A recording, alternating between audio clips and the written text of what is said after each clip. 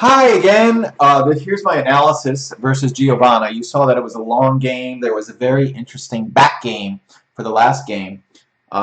Just right off the bat, I was a pretty smart mouth in my commentary in the beginning. Turns out both Giovanna and I, according to GNU, played awful. I wouldn't have said that for either. Of course, I thought I played excellently, and I thought Giovanna played a little bit less excellently, but still excellent. We both got low scores in the rating. I got 15-15. Giovanna got 14-10. Those are both terrible amateur scores, and I thought we played better. So let's see what happened. Okay, well here, I played well. The computer thinks Giovanna should have doubled a lot earlier. And let's see. This is a doubtful, but starting here, Giovanna said this was the GNU said this is enough for Giovanna to double. He or she had 3 of my guys back, and I did not have an advanced anchor, so that was enough. Barely enough, but enough. See, Giovanna had a 70% chance of winning. Then it increased as Giovanna developed 6, 5, and 4 point of his inner board, and I still had 3 back, and I had nothing going on in the inner board. And by the third, I did have a 3-point anchor, but he had moved all his guys out of harm's way, and he should have doubled even there. He eventually did double, and I, of course, dropped, and that was the end of the game. 2. Okay, let's just go straight to the bad move. We both did badly on the doubles, by the way, but let's look at this. 2-1. Computer says I did terribly. Red is terrible. Usually when I analyze at my level of the 1700s, I only analyze the reds and maybe some of the blues sometimes if I felt very confident. So I got a 2-1. 6-5, 6-4. The computer said, yeah, develop your inner board. This is not scary because you already have a 3-point anchor. Moving an anchor up 1 is not a big deal. Of course, so the computer wanted me to do this. So build your inner board. You're going to send somebody back. It's still early in the game, is what the computer is saying.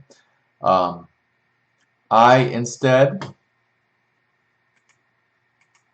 did that, where I said no to developing my inner board. So I took a defensive posture, and that just didn't carry the day as far as the computer was concerned. 0.19 differential is a big deal. I lost 1% of the match already at that point. And even though we've only played about 15 rolls, because the first game was short too, my chances of winning the whole match are down to 34%. Game 3. Here we both played perfectly. I doubled at the right time, just barely. And Giovanna wisely dropped, and it was pretty obvious, only 17% chance of winning. I'm going to save my energy for the last game. This is a long game. We both made lots of terrible plays. And notice this. Look, it's a 64 move game. Most games, when you play them to the finish, are about 30 moves. So it was a very long game. Okay, let's start over here with my first poor roll. The game was still about tied at this point.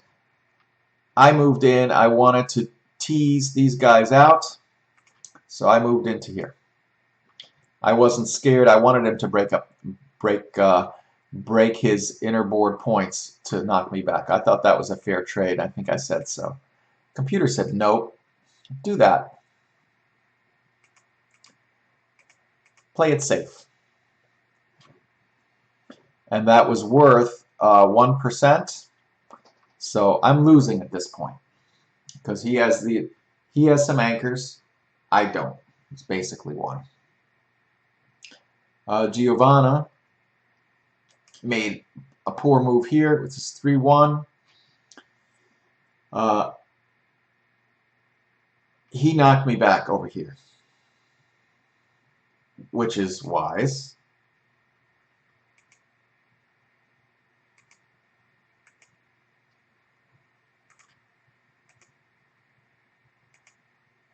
He knocked me back. But what he should have done is knock me back bar 22, 6-5. Bring this guy up a little bit. So it's still tied. As I said, it's still tied. Let's look at Giovanna's next move. He had an advanced anchor. It's still roughly tied. He had 2 anchors in. I had 1. Giovanna.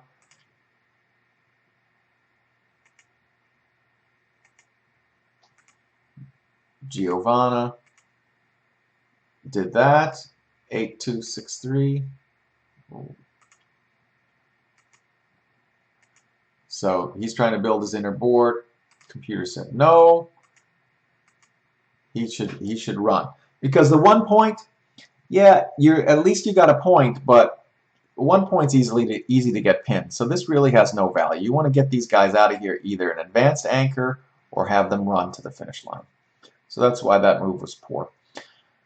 But still, 48% chance of winning. Okay, over here, 2 tough moves by Giovanna. He should have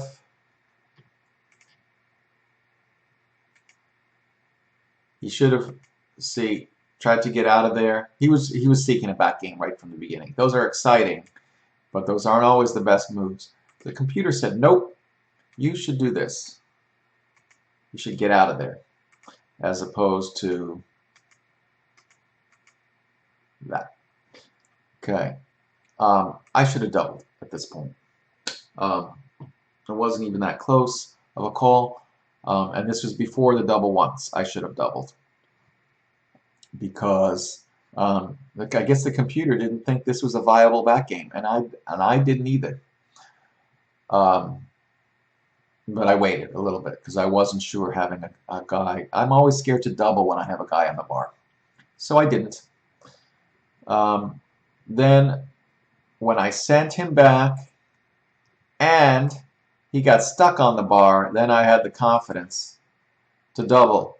Even though, like I said, I'm scared of having a guy in the bar, so I was scared for him of having that guy in the bar, and I doubled. Computer thinks it's a pass, a close pass, but he took. I probably would have taken it also. And then we moved down a little bit. I'm winning, but not by much. This is certainly a game that he can come back from. And let's head down here to the next poor move. This is, by the way, a terrible game for us. Let me show you. Analyze match statistics. Of course, the computer said we both did awfully, but it's all going to be in the last game. Computer really didn't like Giovanna and didn't like mine either. These are both amateur scores. Okay, so 64% chance of winning. The computer thinks I should have knocked him back. I should have not been scared of the back game. I was a little bit scared of the back game, remember, and I did that, and I just moved him forward. I was still trying to pace this out. So, see, we both played the back game wrong, is what it comes down to. Look, I made 1, 2, 3, 4, 5, 6, 7 bad moves in a row. Basically, because I was scared of the back game, the computer wasn't. But as I did that, 64% chance, 66, 67, 60, 73, 67. So even though I made those 7 bad moves in a row, that just shows sometimes it's a dice. I was scared of the back game. The computer wasn't. I'm still got a 64% chance of winning. Got knocked on the bar. That was fine. Remember, I wasn't too scared because I said, oh, I can at least hit this 5-point. And when I came back in, 2-4, show. So I sent him there and I covered up. I've still had a 60% chance of winning. But then things turned around for Giovanna. He knocked me back.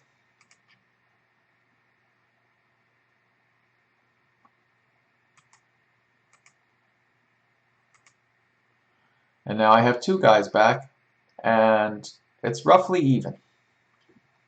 Let's see how the finish of the game. Okay, then I spent some time on the bar. Boom.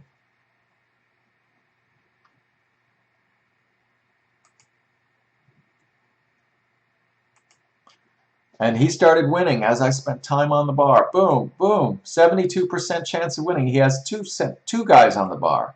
Very unlucky roll. 5-3. Remember, he had his guys in my inner board got stuck, and he had to start to break his board. And then it went down.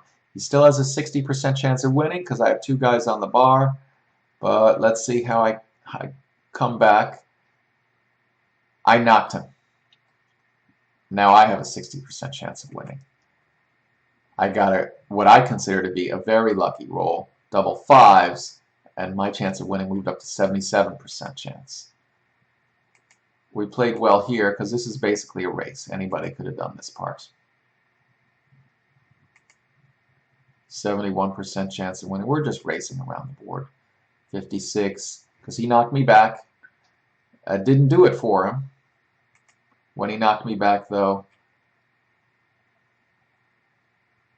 and then he got a doubles. Knocked me back, he moved up to 33% chance of winning. I had 66. Got double sixes. He moved up to 48% chance of winning. He made it a 50-50 game with that because he has me knocked back and he moved up a little bit. But finally,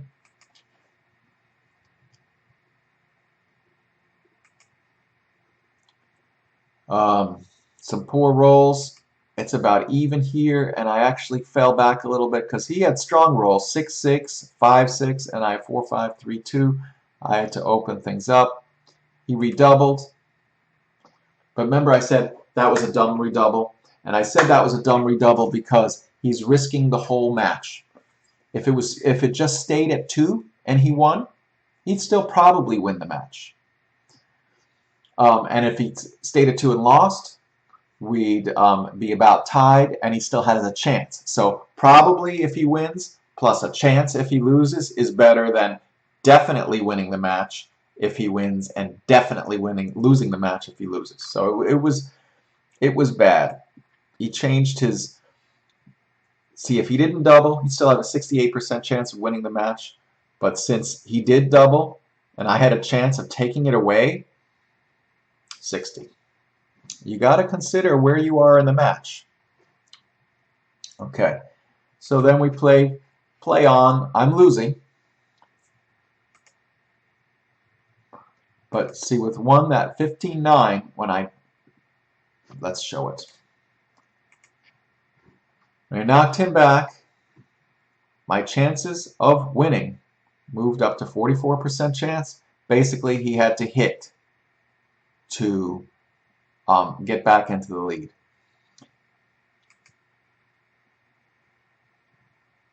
He didn't, and his chances moved down. So even though he got in on the next roll, because he didn't hit and knock me back, and I'm winning the race, and he's almost pinned back, he's got a 37% chance of winning. I have a 69% chance of winning.